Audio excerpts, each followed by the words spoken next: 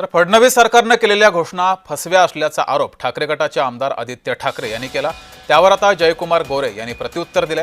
आदित्य ठाकरेंच्या वक्तव्यावर मीडियाने त्यांच्याकडे लक्ष देऊ नये असं जयकुमार गोरे यांनी म्हटलंय।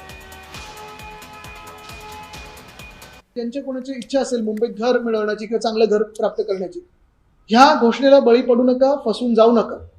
कारण पुन्हा एकदा तुम्हाला आठवण करून देतो, 2016 मध्ये अशीच समिती गठीत झाली होती, 2019 मध्ये अशीच घोषणा झाली होती, 2024 मध्ये अशीच घोषणा झाली होती।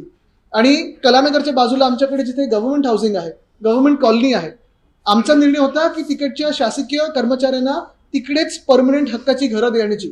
तिथे 10 महिन्यापूर्वी एक समिती बसली, अशीच समिती गठीत केली गेली, समिती बसलेली आहे, एकदाच भेटलेली आहे, पुढे बसूनच आहे। 10 महिने झाले, पुढे काही कारवाई झाली नाही। तर पुन्हा एकदा मी तुम्हाला सगळ्यांना सांगतोय की फसून घेऊ नका। हे सगळं जे आहे हे निवडणुकीपूर्वीचं भाजपच्या फसव्या घोषणा आहेत, त्याला बळी पडू नका।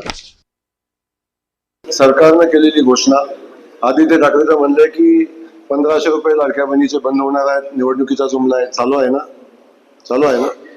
त्यामुळं ज्या ज्या घोषणा केल्या होत्या, आणि काल देवेंद्रजींनी फ्लोअरवर विधानसभेमध्ये अख्ख्या महाराष्ट्राच्या शेतकरी बांधवांना सांगितले, जून महिन्याच्या आत कर्जमाफी आम्ही करणार आहोत। आपल्या सगळ्यांना माहिती आहे।